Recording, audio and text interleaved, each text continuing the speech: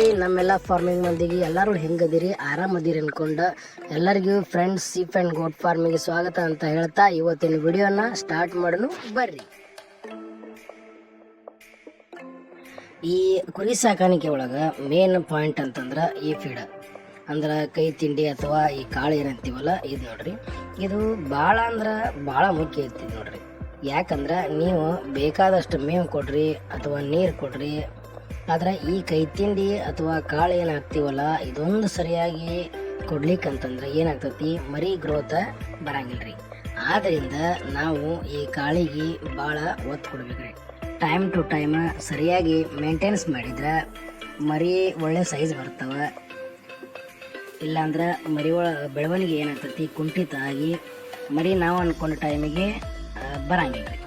ಇನ್ನು ಮೊದ್ಲಿಗೆ ನೋಡ್ರಿ, ನಾವು ಏನೇನು ಮಿಕ್ಸ್ ಮಾಡ್ಕೊಂಡು ಫೀಡ್ ರೆಡಿ ಮಾಡ್ಕೋಬೇಕಂತಂದ್ರೆ ಜೋಳ ಅಂದ್ರೆ ಮೆಕ್ಕೆಜೋಳ ಏನಂತೀವಲ್ರಿ, ಅದು ಒಳ್ಳೆ ಕ್ವಾಲಿಟಿದು, ಹುಳ ತಿನ್ನಲಾರ್ದ ಸರಿಯಾಗಿ ಬಿಸಿಲಿಗೆ ಒಣಗಿದ್ದು ಮತ್ತು ಮಳೆಯೊಳಗೆ ತೊಯ್ದು ಹಾಳಾಗಲ್ದ ಆಯ್ಕೆ ಮಾಡ್ಕೋಬೇಕ್ರಿ. ಯಾಕಂದ್ರೆ ನಾವು ಕೊಡೋ ಫೀಡ್ ಒಳಗೆ ಮೇನ್ ಅಂದ್ರೆ ಈ ಮೆಕ್ಕೆಜೋಳ. ಇನ್ನು ಎರಡನೇದು ಬಂದು ಗೋಧಿ. ಇದು ಅಷ್ಟೇ ರೀ, ಒಳ್ಳೆ ಕ್ವಾಲಿಟಿದು ಚೆನ್ನಾಗಿರೋದು, ಹುಳಕ್ಕಾಗ್ಲಾರ್ದ ಆರಿಸ್ಕೋಬೇಕ್ರಿ. ಈ ಗೋಧಿ ಹಾಕೋದ್ರಿಂದ ಮರಿ ಒಳ್ಳೆ ಶೈನಿಂಗ್ ಬರ್ತಾವ ಮತ್ತು ಗಟ್ಟಿ ಆಗ್ತಾವ ಮತ್ತು ಗ್ರೋತ್ ಭಾರಿ ಬರ್ತೈತ್ರಿ. ಇನ್ನು ಮೂರನೇದು ಶೇಂಗಾ ಹಿಂಡಿ. ಕೆಲವೊಂದು ಭಾಗದಾಗ ಇದಕ್ಕೆ ಪೇಪರ್ ಹಿಂಡಿ ಅಂತ ಕರೀತಾರೆ, ಆದ್ರೆ ನಮ್ಮ ಕಡೆ ಇದು ಶೇಂಗಾ ಹಿಂಡಿ ಅಂತನ ಫೇಮಸ್ ಐತೆ ನೋಡ್ರಿ. ಇನ್ನು ಇದನ್ನು ಹಾಕೋದ್ರಿಂದ ಏನೈತ್ರಿ, ಮರಿ ಒಳ್ಳೆ ಶೈನಿಂಗ್ ಬರ್ತಾವ, ಗ್ರೋತ್ ಮತ್ತು ಭಾಳ ಲಗುನ ಅಂದರೆ ಫಾಸ್ಟ್ ಗ್ರೋತ್ ಆಕೈತ್ರಿ. ಮತ್ತು ಮರಿ ಇದನ್ನು ಭಾಳ ಅಂದ್ರೆ ಭಾಳ ಇಷ್ಟಪಟ್ಟು ತಿಂತಾವ.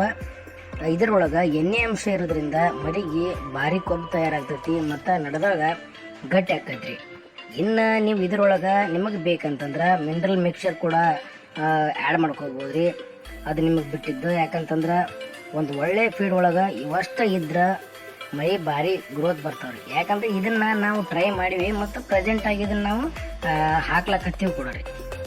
ಇನ್ನು ಇದನ್ನು ಎಷ್ಟೆಷ್ಟು ನಾವು ಮಿಕ್ಸ್ ಮಾಡ್ಕೋಬೇಕಂತಂದ್ರೆ, ಈಗ 10 ಮರಿ ಇತ್ತಂತಂದ್ರೆ ಎಕ್ಸಾಂಪಲ್ಗೆ ಮುಂಜಾನೆ ಒಂದು 2 kg, ಸಂಜೆಗೆ ಒಂದು 2 kg ಹಾಕ್ಬೇಕ್ರಿ. ಇದ್ರೊಳಗಂದ್ರೆ 2 kg ಒಳಗೆ 1 kg ಮೆಕ್ಕೆಜೋಳ, ಅರ್ಧ kg ಗೋಧಿ, ಆಮೇಲೆ ಅರ್ಧ kg ಶೇಂಗಾ ಹಿಂಡಿ ಮಿಕ್ಸ್ ಮಾಡಿ ಸ್ಟಾರ್ಟಿಂಗ್ ನೀವು ಮರಿ ತಂದ ಮೇಲೆ ಸಣ್ಣ ಮರಿ ಇತ್ತಂದ್ರೆ ಒಂದು ಮರಿಗೆ ಅಂದ್ರೆ ಒಂದು ವಾರ ತನ ಮುಂಜಾನೆ 200 ಗ್ರಾಮ, ಸಂಜೆಗೆ 200 ಗ್ರಾಮ ಹಾಕ್ಬೇಕ್ರಿ.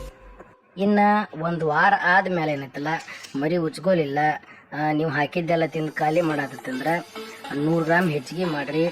ಆಮೇಲೆ 15 ದಿನ ಹಾಕ್ರಿ. ಹಿಂಗೆ ಹಾಕೊಂತ ಒಂದು ಮರಿ ಒಂದು ತಿಂಗಳದೊಳಗೆ 2 ಟೈಮ್ ಸೇರಿ 500ರಿಂದ 600 ಗ್ರಾಮ್ ತನ ತಿನ್ಬೇಕ್ರಿ. ಮುಂದೇನೈತಲ್ರಿ, ನೀವು ಒಂದು ಮರಿಗೆ 2 ಟೈಮ್ ಸೇರಿ 700ರಿಂದ 800 ಗ್ರಾಮ್ ಮಟನೂ ಕೊಡ್ಬೋದ್ರಿ. ಇದು ಬರೀ ಏನೈತಲ್ಲ 3ರಿಂದ 4 ತಿಂಗಳ ಬ್ಯಾಚ್ ಮಾಡೋರಿಗೆ ಅಷ್ಟೇ ರೀ. ಯಾಕಂತಂದ್ರೆ ನಾವು ಹೇಳತ್ತಿದ್ದು ಕುರ್ಬಾನಿ ಮೇಸವರು ಮತ್ತು 6 ತಿಂಗಳು ಅಥವಾ 1 ವರ್ಷ ಬ್ಯಾಚ್ ಮಾಡ್ತೀನಿ ಅಂತಂದ್ರೆ ಅದರ ಪ್ರಮಾಣ ಬೇರೆನೇ ಇರ್ತೈತ್ರಿ.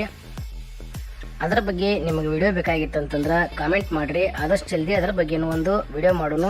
ಈ ವಿಡಿಯೋ ನಿಮ್ಗೆ ಇಷ್ಟ ಆಗಿತ್ತಂದ್ರೆ ನನ್ನ ಚಾನಲ್ ಸಬ್ಸ್ಕ್ರೈಬ್ ಮಾಡ್ಕೊರಿ, ಲೈಕ್ ಮಾಡಿರಿ ಮತ್ತು ನಿಮ್ಮ ದೋಸ್ತರಿಗೆ ಈ ವಿಡಿಯೋನ ಶೇರ್ ಮಾಡಿರಿ.